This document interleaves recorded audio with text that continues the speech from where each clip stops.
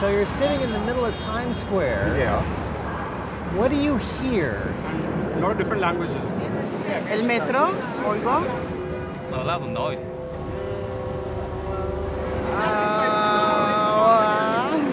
Is it like a mirage?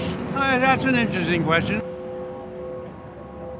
What you're hearing right now is Max Neuhaus's Times Square, a sound installation that was first activated in 1977. Below this subway grate of which we stand, he went down and he installed speakers alongside homemade sound generators. And it's here, 24/7. You can 24/7, come to Times Square 7 days a week. Either people discover it or they don't. There's no signs. I almost want to like grab people and say, Hey, look. do you hear this Yeah, thing? yeah. What do you think of this? Yeah. I feel the air, but I can also hear the air. I hear the air. That's my favorite description.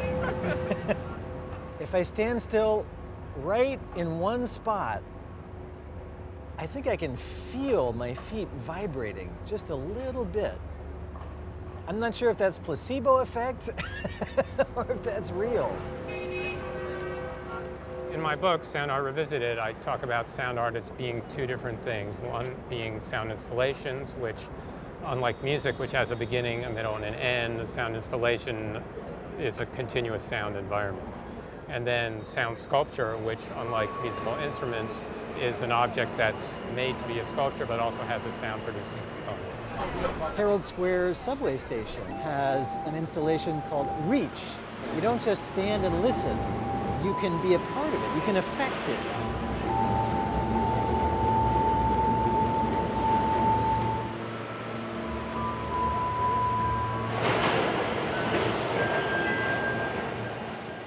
Max Neuhaus was a figure that was born in Texas.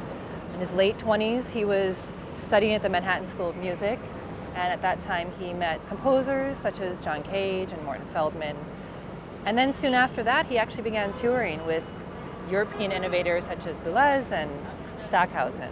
But then, in 1968, he decided he wanted to leave performing as a musician altogether, really because of this imagined pursuit of what the visual arts might provide him in terms of freedom as an artist.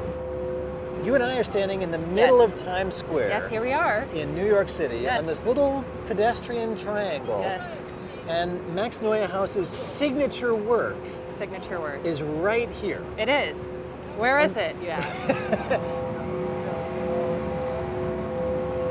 Amongst this cacophony of sort of loud sounds and vehicles and pedestrians and all of the sort of visual disruption as well, he wanted you to be able to have a moment, a pause, something that envelops you and creates this experience, this sort of an unusual audible sound, resembling the after ring of large bells.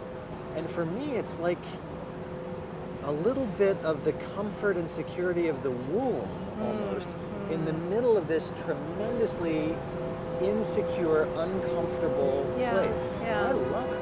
I think that's really the goal of the Times Square piece, is this kind of centering. That's why it's a drone embedded in the ground 24/7. But it is also about the greater sounds that surround it and that envelop it as well. It's about the sounds from the great Yes. and the greater sounds from around us. Exactly, yeah. Just take 5 seconds, just take it in, and tell me what you hear. I hear horns, I hear people, I hear chatter, I hear tolls, Ah, bell tolls. Does anybody else hear it besides me? Okay. I'm just saying. I hear it. Are you a hypnotist or something? Are we getting hypnotized I'm right going to now? be hypnotized. what does this tell us, if anything, about the sound of New York? What it tells us is there is always a moment to sort of think about and pay attention to and be attuned to your environment. It also offers one a moment of pause.